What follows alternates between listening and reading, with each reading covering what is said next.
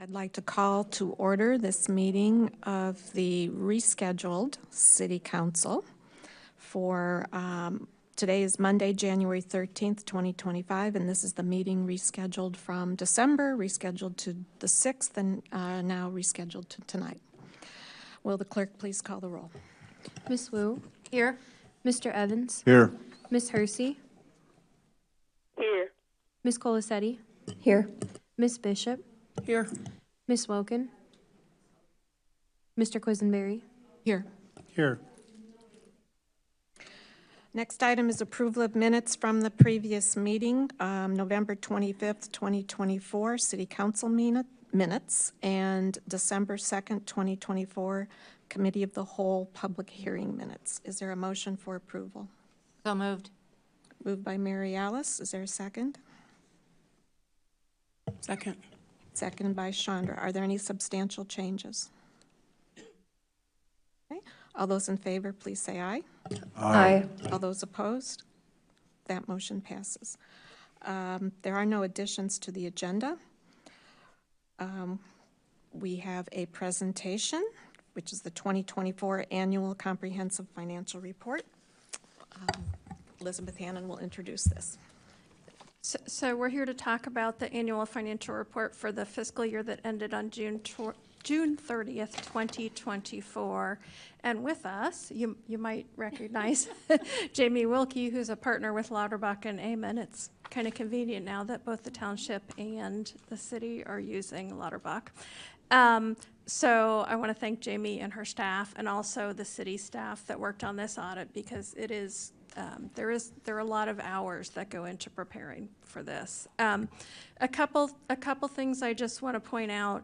The basis of accounting that you see in the annual financial report is different than what you see in the budget and what you see in the quarterly financial reports that staff provides. Those are primarily on a cash basis.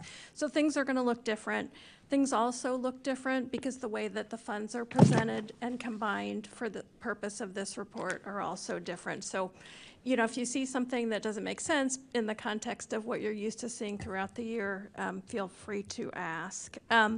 We did provide this electronically this year with a link that was provided in the council packet, but separately we provided hard copies of some specific pages that you should have up there with you that Jamie is going to reference as she goes through this. So I'll give it to Jamie. Thank you. Good evening. I am here to present the city's annual audit for fiscal year ended June 30th, 2024, as Elizabeth indicated. I certainly want to start by also thanking the city staff.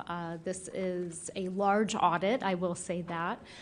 So lots of man hours in preparing. We actually start right in the month of June, and it is truly a 6-month process from start to finish. So preliminary testing, final fieldwork testing, and multiple drafts to have for you this evening, nearly 175 pages. So as Elizabeth indicated, I believe there's been a much smaller packet provided for you this evening that provides some of those key page numbers that we will review. And the first page in that packet provides the copy of the Certificate of Achievement for Excellence in Financial Reporting. Certainly wanted the opportunity to point this out this evening. This is another external review of the city's audit each year, which is conducted by the Government Finance Officers Association, or GFOA. This award program is deemed the highest level financial reporting for any local government. So you'll see the award is for last year's audit. We have again submitted this year's document to the award program, obviously anticipating receipt of that award again this year. That program does kind of promote transparency, 2 additional sections within the annual audit, which I'll point out the major one as we continue this evening. But certainly, again, deemed the highest level reporting, looked highly upon by bond folks and financial advisors. So kudos to the city for that. The next few pages cover the independent auditor's opinion. Those should be pages 11 through 13 at the bottom. Each year, the city is required to undertake that independent audit with a public CPA firm. The goal here is to ensure that the financial statements as presented are in fact materially correct. So we go through detailed testing each year, similar to the discussion we had about the township, looking at supporting documentation, outside confirmation, looking at the internal control environment to make sure we're comfortable with all of those checks and balances and dotting of I's and crossing of T's. And certainly, if there were any areas of concern, red flags, exceptions in that internal control testing, we would have to have those discussions this evening. And I'm happy to report we did not have any findings related to our internal control testing. So again, truly the cleanest audit opinion you can receive each year. I do want to point out the MD&A section, so that starts on page 17. We've provided in the packet just page 1, but that covers pages, 11 pages, so pages 17 through 27 in the full version of the annual financial report. Again, here, this is really the executive summary. Digesting nearly 175 pages is cumbersome, even for us that do this every day. So the goal here is really to provide that high-level overview, comparables to the prior fiscal year, discussion of major trends and transactions as well. I do want to point out the first bullet point there on page 17, overall operations for the year for the city. This includes all transactions and all funds, did in fact increase for the fiscal year. And that's really under the method that Elizabeth alluded to that happens kind of once a year for audit purposes, where we pull in all of the long-term activity of the city, which is typically not how you operate each day or budget through that process. But overall positive results.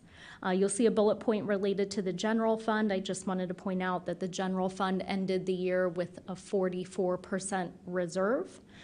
When we translate that to months of operations, that really indicates that the city has just north of 5 months of operating expenses on hand as of fiscal year end.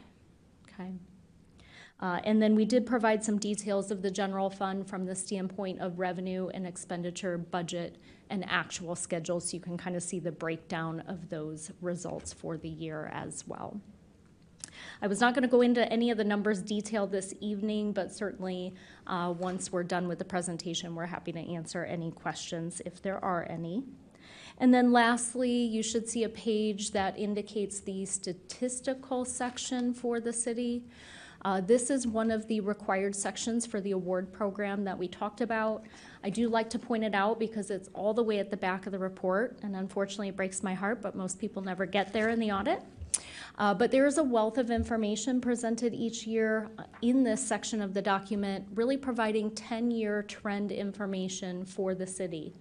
So as you have time to peruse some of those schedules, you'll see financial information for the last 10 years, 10 years of property tax history, long-term debt history, operating indicators, things like number of full-time employees for the last 10 fiscal years. So really a wealth of information, I think especially from a council member's perspective, that again, most people never get to at the back of the audit. So certainly wanted the opportunity, and again, that begins on page 147, and will take you all the way to page 174, being the last page of the document. Certainly happy to open it up for any questions on the annual audit. I wanted to point out we only had 2 management letter recommendations this year, and they're not even really recommendations per se, but really an update from an education standpoint for the city on 2 new standards that will be coming down the line. Those are coming from the Governmental Accounting Standards Board, or GASB. GASB is our standard setting authority for issuing financial statements for local governments. And unfortunately, they are responsible for all the added pages in this document each year. So they have not slowed down. They typically do have new standards each year, and we work with the city staff to ensure that those are implemented each year in accordance with those requirements. So nothing else to report this evening. Any questions for Jamie or Elizabeth? Mary Alice. Yes, so I was looking at, you said the very last page, 147 has the statistical section. Where is that? That's a budget book. Oh, this is a budget book. You only have the audit in its entirety electronically. This is Okay, just that the high makes more level. sense. I was like, this is not the right thing. Okay, Page 147 starts that section when you're able to look at the Gotcha. electronic. Okay. Yes. thank you. So I will say we provided a link to the entire audit report. If you would like a hard copy, I am happy to provide that for you. Let me look at it first. You just let me know. It's some easy reading, you know. Thank you. Chandra? Is 5 months typical to have for reserves, or is it suggested to have more? You, yeah. So I want to clarify one thing about that, because that number even sounds really big to me.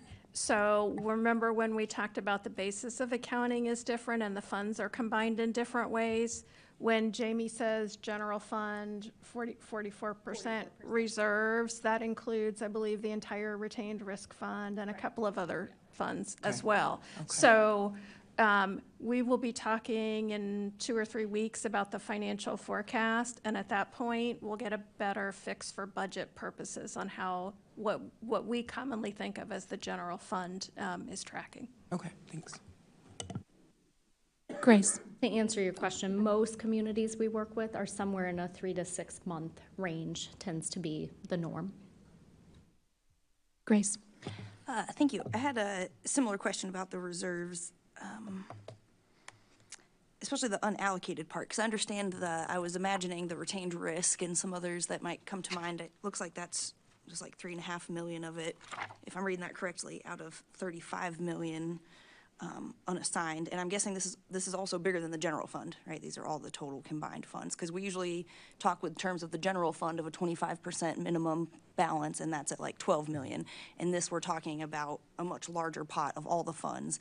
So I think that would be helpful. I don't know if you have a briefer explanation or in a future presentation, as far as the city end, I guess, directing these questions, of just giving us a little more context there. Yeah, I think Jamie may want to jump in on that, but I will say the way that fund balance is classified for the annual financial report is not the same way we think about it from a budget perspective, or that we talk about it in our financial policies. And you're right, it includes other funds like retained risk, so. Yes, agreed. There's quite a bit of roll-up that happens. So when you're referencing that 35 million, that is not just capturing the normal operational expenses for the general fund. So your policy is the 25%. That's outlined on page 72 of the audit. And so, again, we do see where communities have, that's kind of the floor. Does that make sense? You don't want to go below that to make sure you can meet those operational needs. But certainly depending on how capital is paid for or timing of certain things, you know, operational transfers to support other funds, you know, those percentages we tend to see from a operational standpoint being more than that bare minimum. Well, I think we know what ours are, and it is just above that bare minimum. I think we're at 26-point-something% last time of our general fund. But again, I think just my point being that this is different. I understand that this is talking about all combined funds. So I guess I was just asking for a little more information on what other funds are we talking about and what money is unassigned. Sure. I think we can dig into that and probably get back to you would be better, because there's a lot of detail behind this report that we don't have sitting in front of us now. Absolutely. Thank you. Any other questions? Sharice, did you have any questions? No, don't. Thank you. Okay. Well, I'd just like to thank Elizabeth and her staff for the, once again, the continued high quality, very careful shepherding of city funds, and it's reflected in the reports that you get and also the certificates that we're honored with. So thank you very much.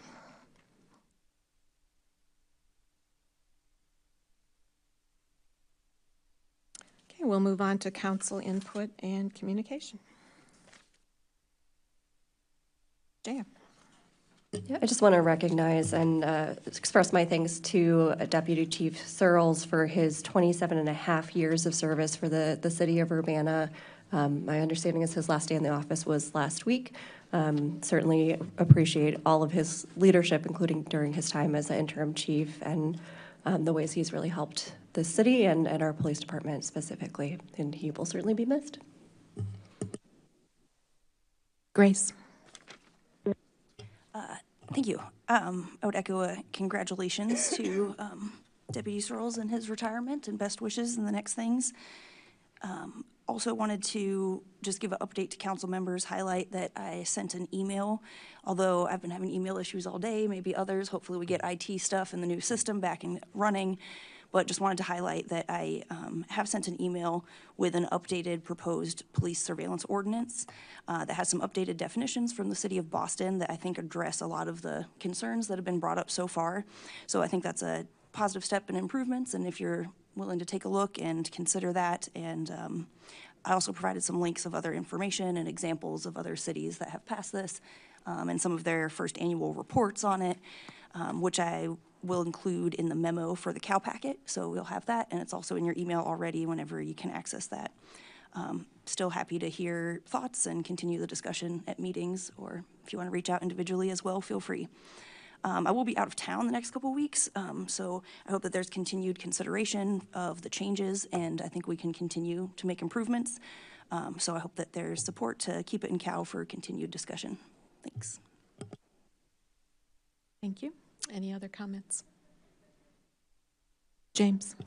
I would like to add my voice to the thanks to Deputy Chief Searles for his service, particularly when he had to step in as interim chief.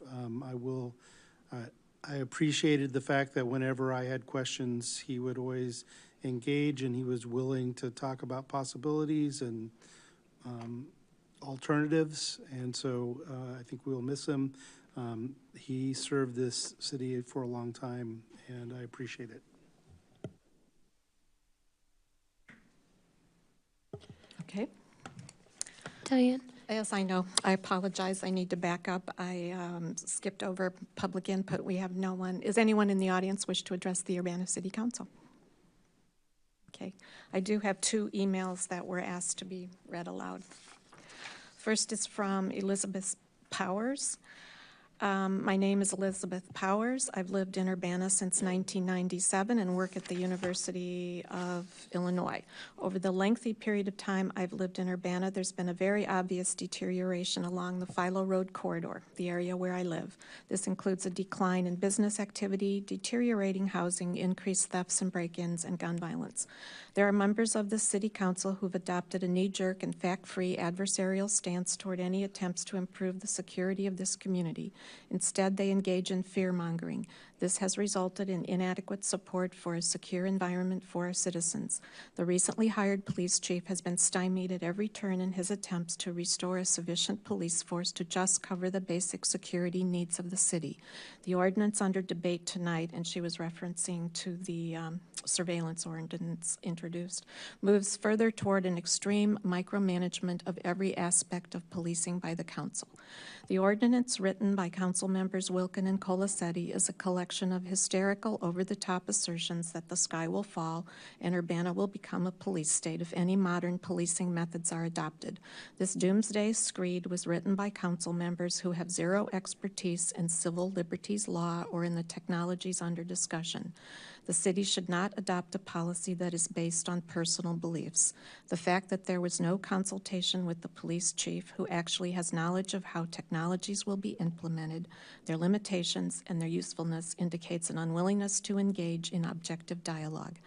Adopting this extreme ordinance without any serious study by the council will be a highly irresponsible action.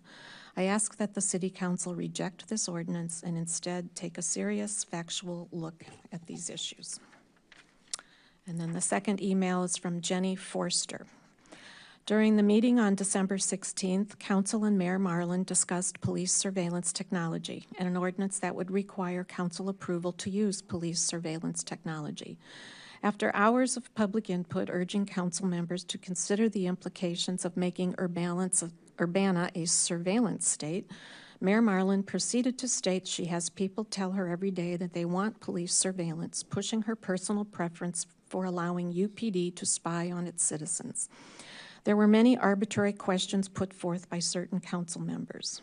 While body cameras technically would count as a surveillance technology, body cameras are required to keep the police accountable.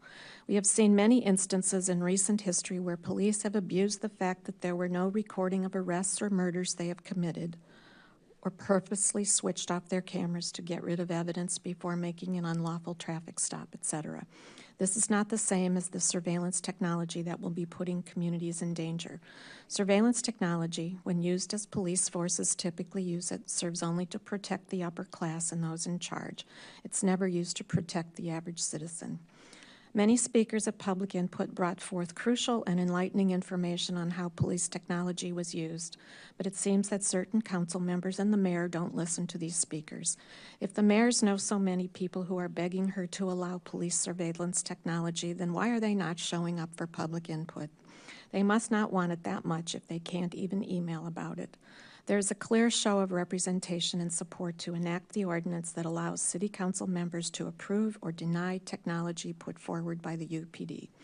Cities that are referenced for using this technology should also have their crime rates, incarcerated citizens, and happiness among minority communities compared to.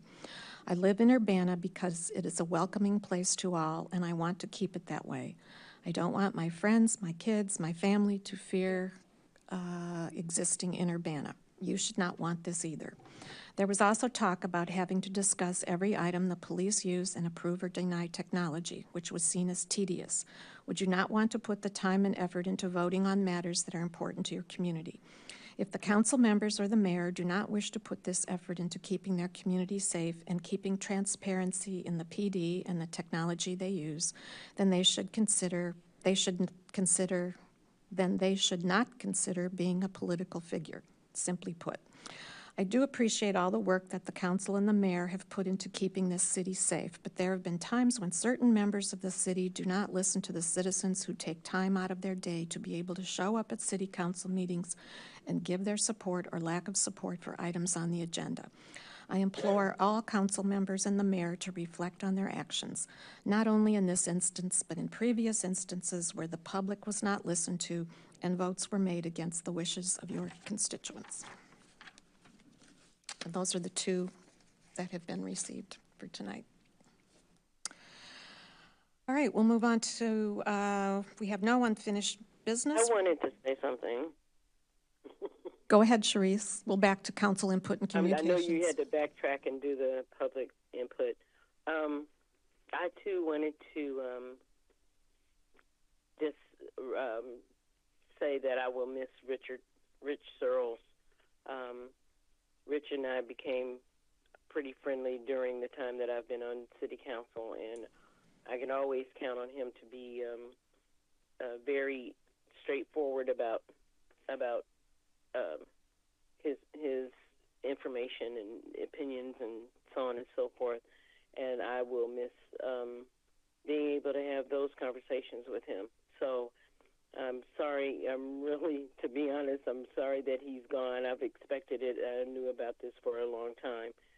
But I hope that he's happy to where he's going to be living. So in any case, he will be sorely missed.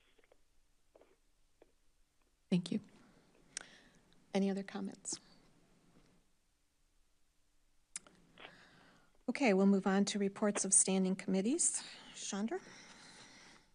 On behalf of the Committee of the Whole, I move the consent agenda items, resolution number 2024-12-086R, a resolution authorizing the execution of an agreement for the donation of land to Champaign County Forest Preserve District, and ordinance number 2024-12-043, an ordinance amending Urbana City Code, Chapter 12, Human Rights Ordinance, changing the name of the Human Relations Commission for approval. Is there a second?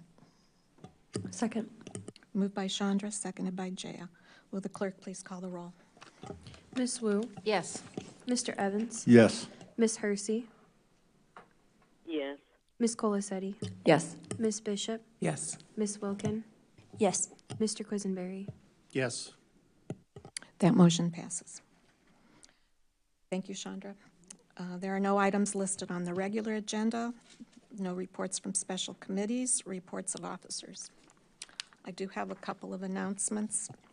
First of all, you probably heard, but last week the City of Urbana received word that they received the $10 million RAISE grant, Department of Transportation, federal government, for rebuilding Florida Avenue. We've applied for this grant for several years in a row.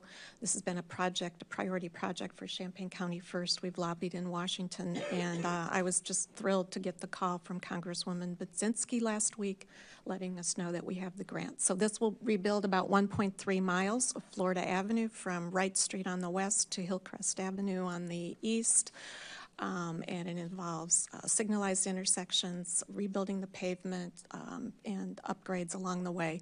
When this is combined with the ITEP grant, which is a state of Illinois grant, to build the 10-foot wide multi-use paths on the south side of Florida Avenue, we will have a complete street that serves all vehicles, all modes of transportation, all ages and abilities. And again, it's one of the worst streets in the city, so this has been a long time coming, so we're really, really happy. So the side path is actually under design now. Hopefully there will be ground broken on that later this year, and then the RAISE grant and Florida Avenue project will get into the design and engineering phases. So great news for the City of Urbana, and I want to thank our federal representatives, particularly Congresswoman Nikki Budzinski, for her efforts on our behalf, Senators Durbin and Duckworth. This was a partnership with the CU Mass Transit District with assistance, a lot of assistance from the Regional Planning Commission, our partners in Champaign County First, and we appreciate especially the collaboration of the University of Illinois, who agreed that the side path could be built on university property, which is a huge improvement in our bicycle and pedestrian network. James. Thank you for the good news. You mentioned signalizing. I know that that's part of the proposal. I understand that I would expect that signalizing would require us to change some of our traffic ordinance because every stop sign, everything that we have has to have an underlying ordinance underneath it. I've received a lot of feedback from people in those neighborhoods about the impact of signalizing Vine and Florida and Race and Florida. When will there be opportunity for that public feedback to come to council about whether or not we approve those streets to be signalized? I'll have to get back to you on that. I'll make sure we ask that question. Okay. Any other questions on the RAISE grant? Most of them will need to be answered by the engineers involved, but I'll get back to you on that. Also wanted to let you know H Mart is opening this coming Thursday. The ribbon cutting's at 9:50 a.m. The store will open at 10 a.m. and shopping carts are ready. So we got a sneak peek at the store last week, and it's going to be amazing. So 10 o'clock Thursday morning, public is invited. The Martin Luther King celebration is next Sunday, 5 o'clock at Cranert Center for the Performing Arts, and it's a reminder that our council meeting is on Tuesday next week. Martin Luther King Day is Monday. And lastly, I want to add my thanks to those that have already been expressed for Deputy Chief Rich Searles. His last day in the office was this past Friday.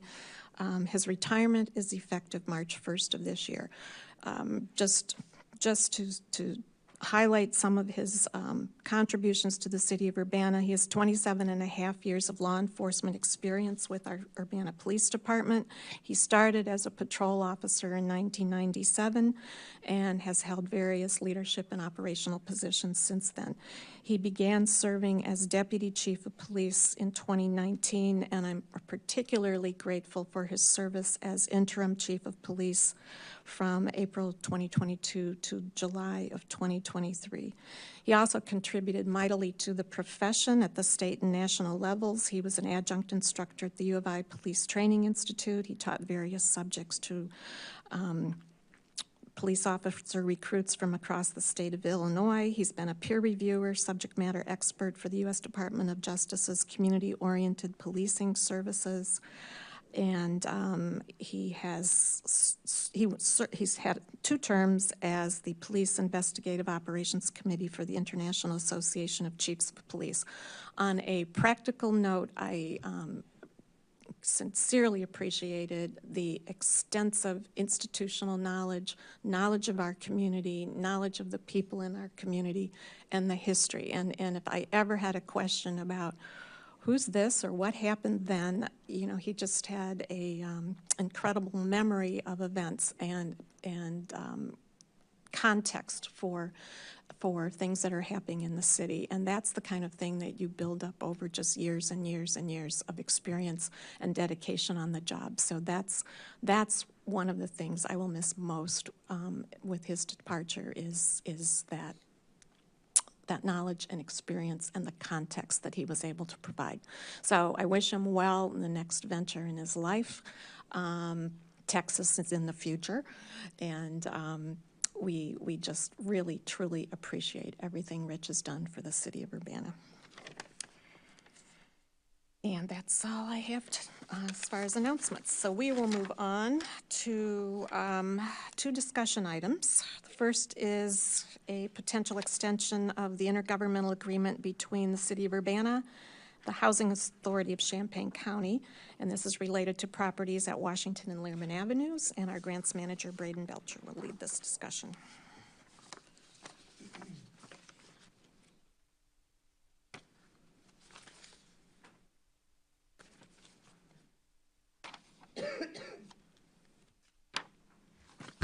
Good evening, everyone. As the mayor indicated, I'll be providing a presentation tonight with some updated information on the intergovernmental agreement between the City of Urbana and the Housing Authority of Champaign County for the Washington and Learman Avenue sites. A copy of the intergovernmental agreement was included in your packet, so you should have that available. Is this really loud? No. Okay. It's fine. Okay. It sounds really loud to me. So the resolution was originally passed by council back on October 10th, 2022, and the purpose was to formalize an agreement between the city and the Housing Authority for new construction of mixed-income multifamily units on the Washington and Learman sites, and I'll go into more detail about those specific sites in a minute. The intergovernmental agreement was a 3-year agreement, and it just came to an end on December 31st, 2024. So I'll start off by providing some detail about what activities took place during those 3 years and kind of what are some potential next steps.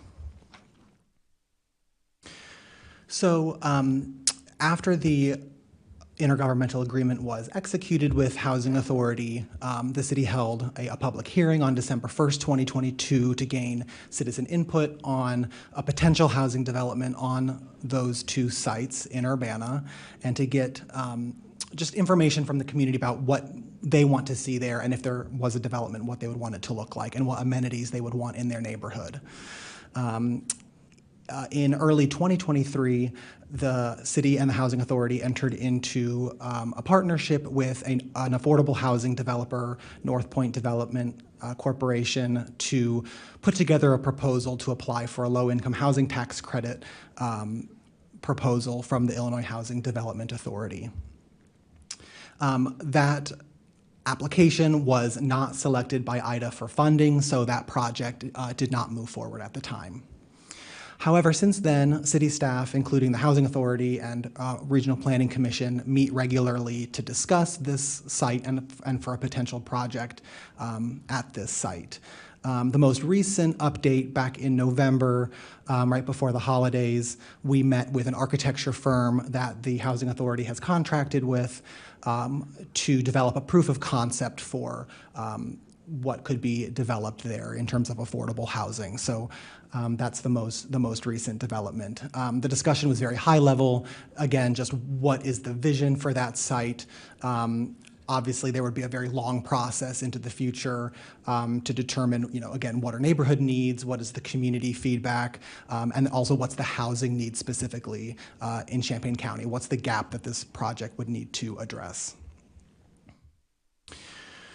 So, as I mentioned, an intergovernmental agreement has expired. However, for the time being, work will continue on potentially putting together a proposal for a development on this site. Investing in high-quality affordable housing and services on city-owned lots will further important affordable housing goals that the city has, specifically Mayor Council Goal 2.1A, coordinate with housing and social service agencies to reduce homelessness, and Mayor Council Goal 2.2B, partner with developers to generate affordable rental and homeowner housing. Developing affordable units is a huge goal of the Urbana Home Consortium.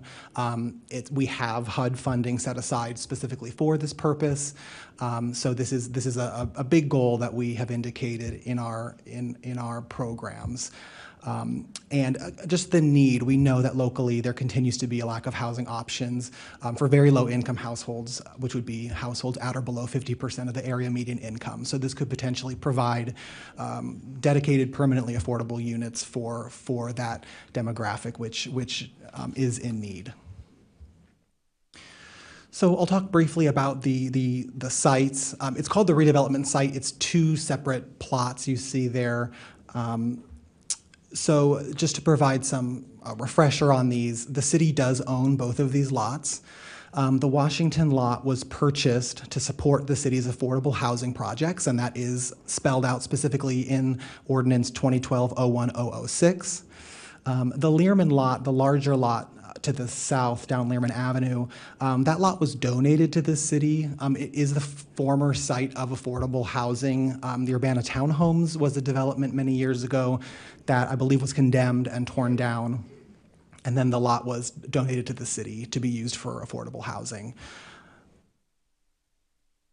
So here's some details about the two lots. So the smaller lot, 1603 East Washington Street, that is where the Learman Garden used to be. You see the just slightly under 1 acre.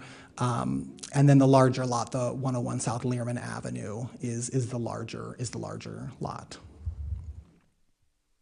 So again, next steps at this point are really to continue working with local stakeholders, including the Housing Authority, but also potential organizations that might be interested in developing at this site, to come up with a proposal and a plan for a development of affordable housing at this site. Obviously, we are always evaluating what the need for affordable housing is in Urbana. That changes over the months and years, so we continue to evaluate that with our program partners and our stakeholders throughout the community, and helps us kind of determine what are the gaps and how can we develop projects that are responsive to those housing gaps. And there will be a potential need for a new IGA in the future as the project progresses. So I wanted to provide some of this context to all of you so that in the future you could be looking for that, or not to just have it come out of the blue and think, what's been going on with this? It is a priority of mine to continue to pursue affordable housing, and having city-owned lots is a great resource to that end. So that there's potential for that in the future. That's my presentation, and I'm happy to answer any questions you might have.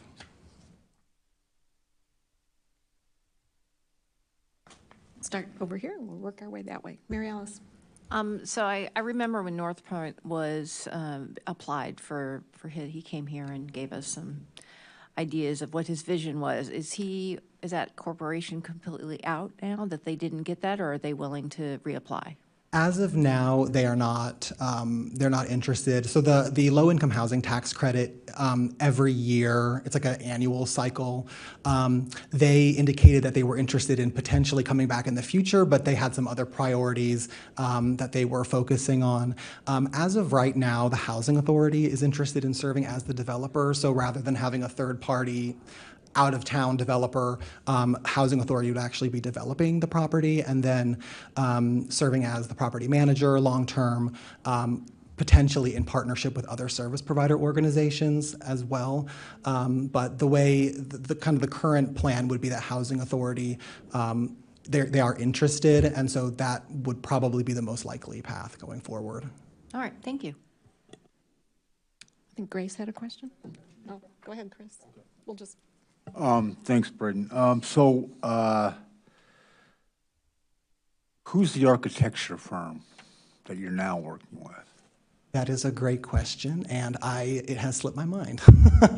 I apologize. Is it local? They're out of Chicago. Chicago, okay. Yeah. How much money is available from the HUD? You mentioned that.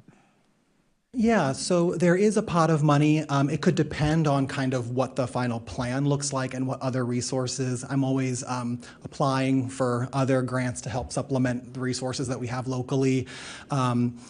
Currently in our HUD pot of funding, we have about $750,000 to $1 million available for affordable housing development in Urbana specifically. That comes from the Home Investment Partnership Program. We do share that with the City of Champaign and Champaign County. That $750,000 to $1 million would be our portion of that funding. So I'm always looking for other grants that can help supplement that. The Housing Authority would obviously be investing as well in the project if they're the developer. So as of right now, of our home funds, again, it'd probably be $750,000 to $1 million. Okay. And this project, or these two plots of land, is about new construction? Correct. Thank you. Okay, Grace. Yeah, thank you for bringing this back to our attention and a little discussion preview here. I definitely support more affordable housing and leveraging some of that grant money. And I think we also have to balance that with the community need. I like that your last slide has the bullet point of ongoing evaluation of need. I think that's important.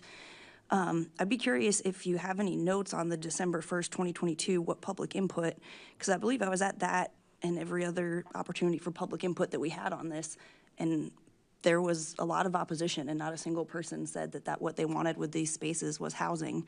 What I heard was people wanted the garden to come back somehow. I know that gardens are challenging, and that was something was actually kind of hoping that the Sun Grant would get some interested applicants, but it takes people there to want to do it and take on that responsibility. I also heard a lot of input about wanting a basketball court there, that there's kids playing basketball in the streets and they want a basketball court. A response has been, well, there's the Health and Wellness Center across the street, but then also residents have said that's not the same thing. That's not in their neighborhood. It's a certain set hours, certain schedules. It's not having a basketball court in your neighborhood. Also for park things, I think that's what I've heard from the community, and haven't heard anyone in support with it for housing at this location. And I was wondering if you could go back to your slides with the map, because I think there's a distinction here too, that what I've heard, what I think people are mostly talking about is that smaller section, and it's much more visible, and it's on Washington, and it's where the garden was. So I think that's actually what people have the most opposition to. I think in some conversations with people getting into the details, that larger lot, people don't seem to have as much opposition to, because it was housing before, versus you're taking a place that was a green space and changing it to housing. It seems like that's really where the development option is. When we saw the plans from North Point, their proposal in the first place, it was, I think, like 6 units on that one, that small one, and the majority on the larger part anyway. And so I think also in an ideal world, in a compromise, if the developer was willing to develop that site as like a community resource, that a lot of apartment centers, complexes have, that central kind of playground or basketball court or dog park kind of thing for their residents and surrounding area. So I think that there are ways to merge some of these ideas. But I did really want to highlight what I've heard from residents, and would be curious if you have any input that you're pointing to that I don't know about, No, and thank you for bringing that up. That's certainly input that we've heard and want to respect and incorporate into the plans. And obviously, the public input will be an ongoing process to continue to get that feedback. The next step would essentially be the architect would come up with a menu of potential plans. When we met with them in November, I brought up exactly what you were just saying in terms of the neighborhood desire for recreational or garden facilities on that smaller lot. They were very receptive to that, and there's potential for like a community center, some sort of community-wide resource that obviously the people in the development can use, but also the wider Learman neighborhood could use as well. So that will probably be one of the options, would be perhaps utilizing that front lot for community center, garden space, recreational space. Because we've heard that that's a huge desire as well, providing those community resources like you mentioned. So we'll be hopefully getting a menu of options and several different plans. We're not married to anything at this stage. And then obviously, there would be a process of getting feedback from the community about what's preferred, what type of amenities, if there is a community center, what type of amenities do people want there, things like that. So I'm absolutely receptive to that and want to make sure that that's respected in any final plan that we develop. Awesome, thank you, I appreciate that. And yeah, I guess just thoughts to council members too, that I hope that we balance the concerns here and of the community and with affordable housing development, just like we would in any other neighborhood in Urbana, and just like, any other neighborhood concerns that they need to be taken seriously. Chandra? Do the ordinances on either of these lots prohibit us from doing anything other than affordable housing on it? They state that they're to be used for affordable housing. I know we could change an ordinance or amend an ordinance. I just wondered, if we wanted it to be green space, we'd have to change the ordinance, correct? That's a good question. I don't know the answer to that. Again, we're several steps away from that kind of decision making because, like I said, we'll get kind of a menu of different potential options. And then based on community input, council input, we would kind of determine which direction we want to go. So I don't have a specific answer to that just because we're not quite sure what the final plan would look like. Totally understand. Thanks. If I remember right, the smaller lot bordering Washington Street was purchased with CDBG funds with the intent of housing. So I don't know if that source of funding has an impact as well. And the garden was the city supported use of the land for the garden until the lot was developed. That was the original intent. Whether you do that going forward, that's another question. I will point out, though, that Health and Wellness Center, which also opened in the last couple of weeks, the second phase, the outdoor part of the Health and Wellness Center, will have outdoor basketball courts, playgrounds, a splash pad, pavilion, walking paths, and skate park. So there will be a lot of outdoor all free and accessible amenities very, very close to the neighborhood, which still fundraising to be done, and it seems far away, but that is going to be the next phase of the Health and Wellness Center, so it'll be a huge amenities. And thirdly, the last time we talked about the development with the previous developer of the larger parcel, they were willing to incorporate some recreation as well as a garden into their plans, so that's certainly a possibility as we go forward. I have can I sure, kind of go ahead, piggyback Therese. on what you said? Because that's what I recall too, is that the previous architect was willing to have a gardening space and a recreational space. I don't see why both things cannot be accomplished. I don't see why it has to be either or. I don't see why it cannot be a this and that kind of way of thinking when we're talking about developing those particular parcels. So, Braden, is there a reason why it cannot be this and that? Does it have to be the either or? No, not at all. And I'm certainly pushing for any plan. I would want to include both, for sure. Okay. Any other council? Grace? Thanks. Yeah, I'm curious on the CDBG purchase thing. From what I recall, we have done this in the past. We've swapped out things like for the fire station parcels. I believe that there was CDBG money reimbursed and swapped around. So I would like more information, but I don't think that we should say that that's something limited that we haven't done in the past.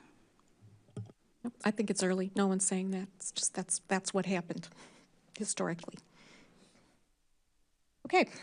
Thank you, Braden.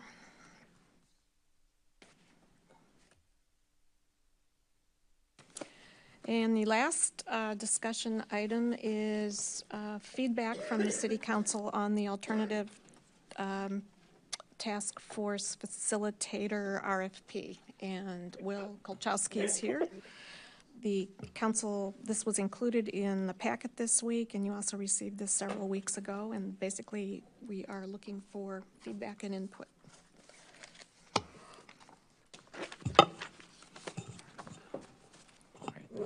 Thank you. As the mayor was saying, we had a brief discussion on this RFP in December, although I think that was around the same time as we switched over our email, so I know a lot of council members hadn't seen it beforehand, so I really don't have too much to lead with today. I think this is a draft of the RFP that, pending any final decisions, is ready to go out when council is happy with the scope of work. So that's all I have. Jan. Unless I missed something, this is the same draft that those of us who did see it saw before. So yeah, I was just going to restate again. I do think that it's important that part of this include an evaluation of existing models. I can certainly say for myself that was the initial intent in earmarking these funds. I think there's a lot of good stuff in the draft as written, but I do have concerns that it's putting too much responsibility on the task force to just ask for them to say which pieces they can take without even knowing what options might be available.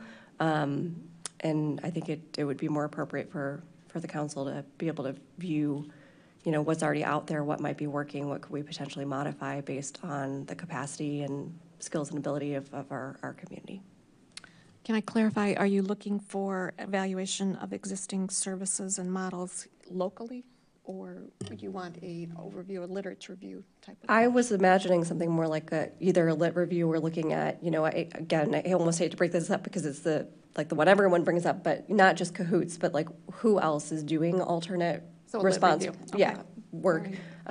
And the reason I'm hesitating to just call it a lit review is it also could be, you know, discussion with programs like LEAP that are already have implemented.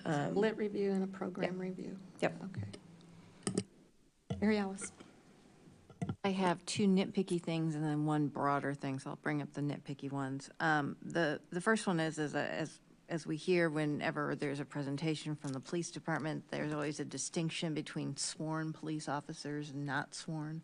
And so I think that the intent was for an alternative response model to have non-sworn people address whatever that situation is. And so I noticed in here it said the patrol officer. So I guess that's a nitpicky thing.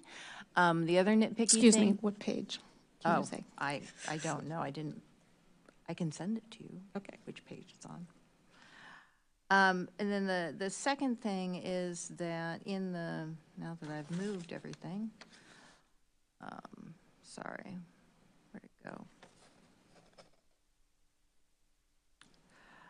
So in terms of the deliverables, the items, here it is. Under the goal of the alternative task force, which is in the very intro in the summary, there's 4 different items there: scope of work, agency availability, resources required, and deployment framework. So my question was, we had said that just because an alternative response model might also mean, in addition to outside agencies, internal city, other departments might play a role. So for example, if there's a barking dog, is that something that an external agency would handle, or is that something that somebody in community development would handle? So I just wanted to make that distinction, that agency to me reads like it's an outside entity from the city. And my thought process was that it wouldn't solely be outside work. There could be other departments within the city. And then the third thing is, right now, I think that there's one report that goes from the task force. It's written by this entity and then to city council. There had been talk before about having kind of a preliminary report, and so I wanted to know if there was a purpose that we left that off, or if we don't think that's needed anymore. But I wanted to throw that out there for conversation. I think the reference to the preliminary report was what Barry Dunn had proposed. Are you saying you liked the midpoint check-in with council? Okay.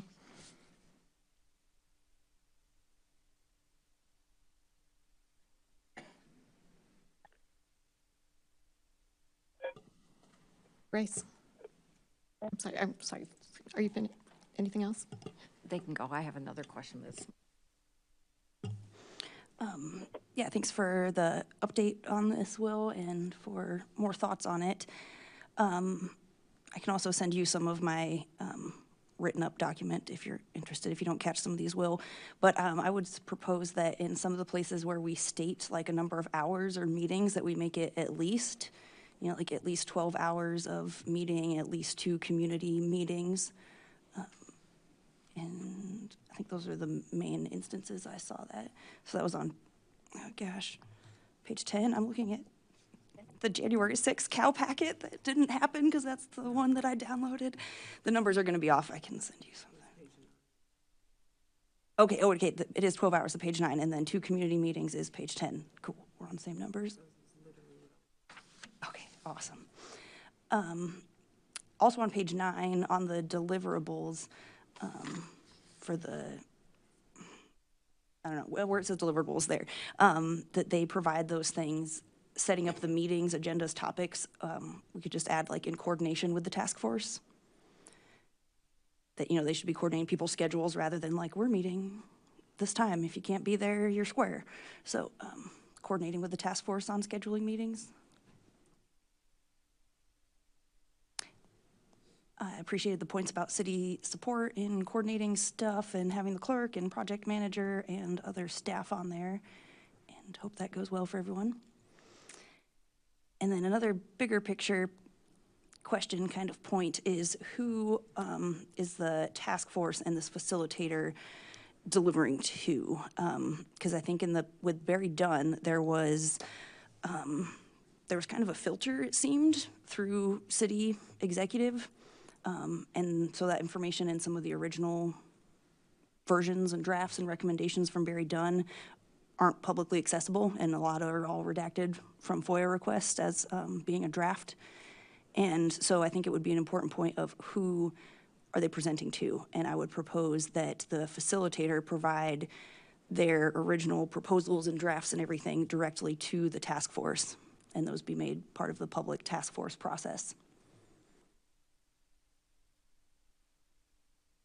I don't know if that makes sense enough for wording, and happy to hear if there's other agreement on that. Are you saying that the task force does not report to the executive at offices?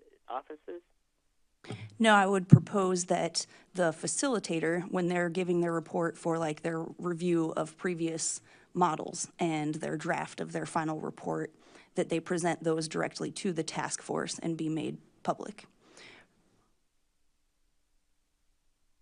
rather than going to executive and then having some changes and then being made accessible to the public and council.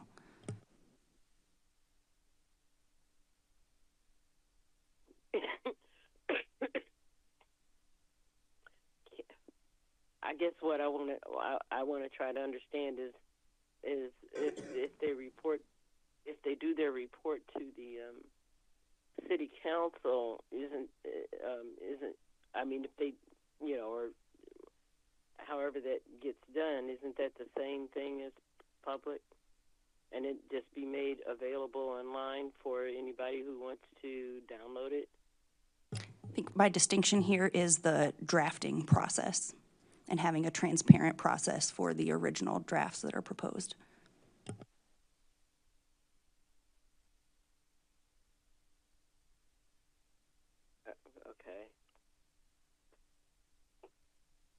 Diane? Go ahead. So, excuse me, the way I envision this all working is that the facilitator would meet with the task force. The task force would provide input in terms of whatever the questions were of that meeting. At some point, the person who is hired would draft up a preliminary report and give it to the task force to say, does this sound like what was discussed? Does anything need to be updated? Based on that conversation between the task force and the facilitator, they write the final report and give it to city council. So really, the drafts that are being done is really at the task force level. I mean, that's how I envisioned it. I could be wrong, but that's what I think is the intent. So yeah, that is what I'm proposing, that would be the process. But I think that's in here. I don't guess think it specifies who is receiving these deliverables, does it? Well, let me step back for a second. When I talked about having the preliminary report, right, if we do decide to incorporate that into this, then you'll have it, right? Because then the preliminary report goes to the task force. The task force responds and provides any feedback that they think needs to be clarified, and then that gets incorporated into that preliminary draft and then into the final draft. So that would happen if we added the preliminary draft, I guess is what I'm saying. Jaya? Yeah, I think you're actually both saying the same thing, but I would agree just clarifying it, right? Saying that that would be a step of the process, is that the task force would get a preliminary draft of whatever report was generated.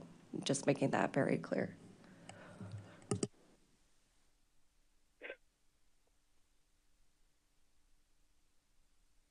So then, if I may, logistically, do we want to add that as another deliverable? Because like, see, it says final report and summary of findings. Do we need to add another bullet point of a initial draft report that is delivered directly to the task force?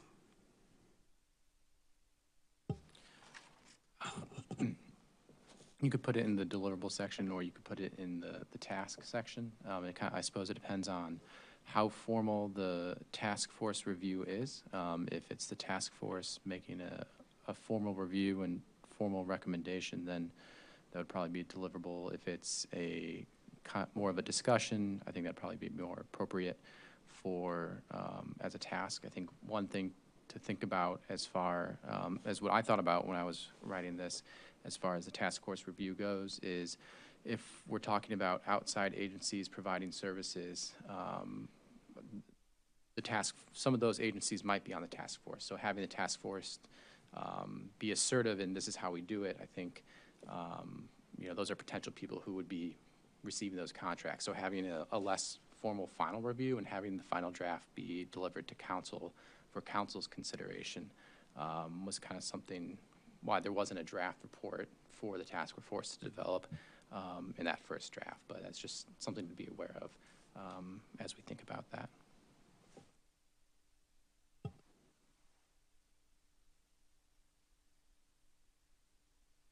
Mary Alice? So it sounds to me like it would be more the format, the structure of the meetings, and some of the content that would be covered is that the task force would be able to review the preliminary draft, provide comments, but it wouldn't be like, here's the preliminary draft as a deliverable. That's what I'm hearing you say. Yeah, it's written, the scope of work is written so that the facilitator is the one writing the report and not so much the task force writing it through successive drafts. But we can add tasks so that that draft is at least seen by that task force to make sure there's nothing crazy or, that wouldn't work out in there.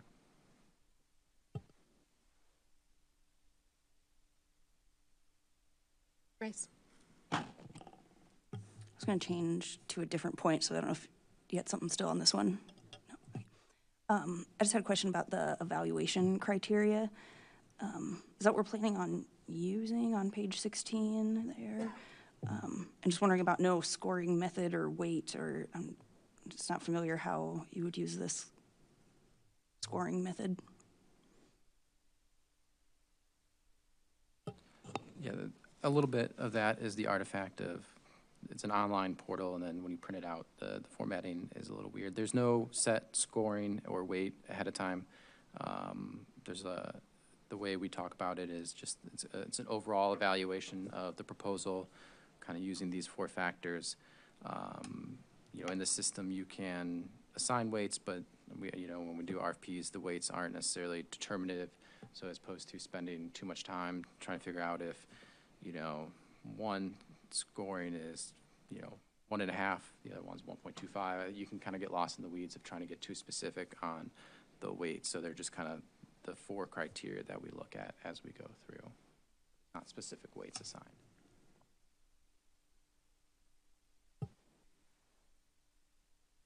Any other comments?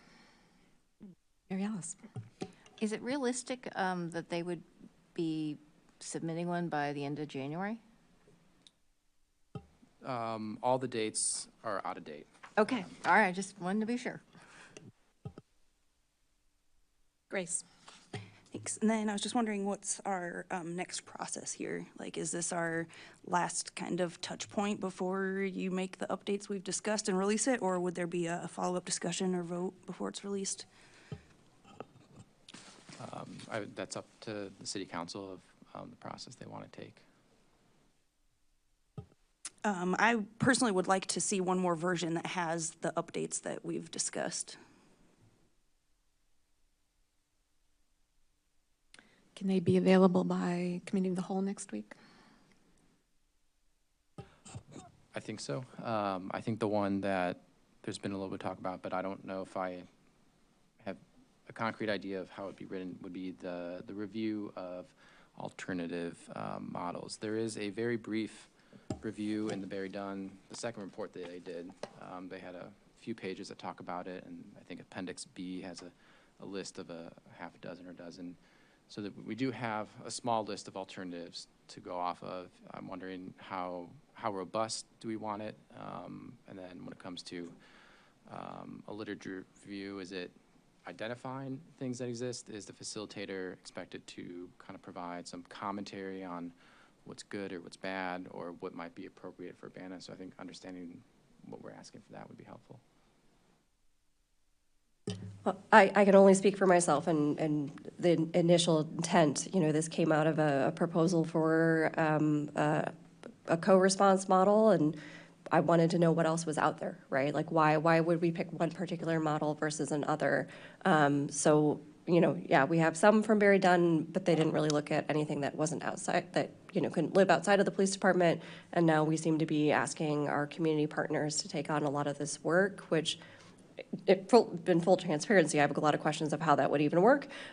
So if that's the model that's being put forward, like who's doing that, right? Like I do think it's important for the city council, but also for the task force members to know, like, what could options even look like, right? So maybe it's looking at the Barry Dunn piece, doesn't have to be recreating the wheel, but also thinking about if there are sectors, which we know that there are sectors they didn't even look at as possibilities, making sure that there's some assessment of what those models would look like, so that as the task force and the council and the city as a whole is looking at what might shift, it's not just like, well, that sounds nice, like, asking, Courage Connection, will you take this piece? And then being like, well, what does that mean, right? So I think that it's important for the task force members to understand what they might be asked to do. And also, if it is stuff that needs to stay within the city, where does that live? I guess I feel like I'm making it more convoluted, but basically, yes, building on what Barry Dunn has already done, but also looking at any gaps in the lit review that they've already done to make sure that we've got some hot mics tonight. We're giving people enough information to make informed decisions, which was certainly what I was hoping for in the first place, right? I think it's great that the city is looking at how do we shift how we do things, but I want to make sure that we're picking from best practice, and we're then thinking about how do those best practices potentially work in Urbana. So not just like, we know some people love Cahoots, so that's what we're going to do, right? But like, okay, well, that's a model. Here are some other models that are out here. Here's, as the task force works through the process, why they might or might not work for Urbana. Does that help? Okay, I'm happy to talk offline too if that's helpful.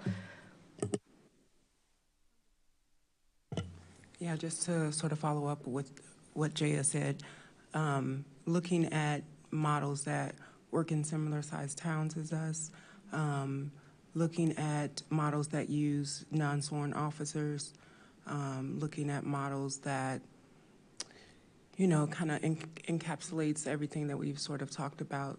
I think seeing some more options and making sure that we've, you know, done an expansive look at what's out there versus going with, you know, just the list that Barry Dunn provided.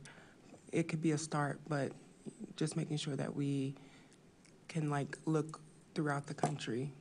And I would see that going in the area of that beginning part was general responsibilities. The facilitator will maybe in that area perform a lit review. I don't even know if you want to call it a lit review, but pull examples of existing alternative response models in communities that are like-sized, something like that.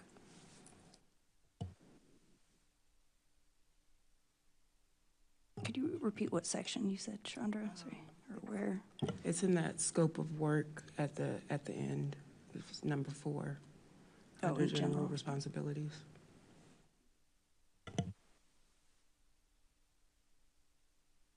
And if I may, it was, I think, interesting point you brought up, Will, too, of do we want like an assessment of that? And it's kind of hard to, you know, not ask too much with a little bit of money, but I think ideally a firm would already have a lot of this stuff completed. I don't know if there's a way to even say, you know, like required this much, preferred that you actually have an analysis for it too, because I think there's I think the information piece is helpful, and then I could also see it being really helpful having a little bit of insight, whatever is available, of some benefits and challenges of the different models. So yeah, I think if we have give it a stab at some ideas of wording this, and I think that if we talk about it again, I think that would probably be good before we release it and be sure that it encompasses some of the things we're talking about.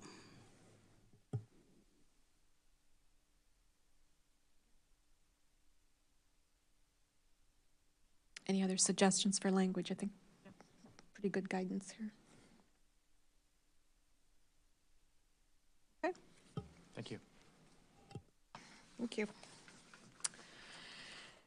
With no further, we'll let you know. It sounds like everyone's having email problem today from city council accounts, so I'll let IT manager know and see what the problem is. I would say we would email you with that, but I'll text you what we find out. Hopefully we get that cleared up tomorrow. Okay, with no further business before this council, we are adjourned.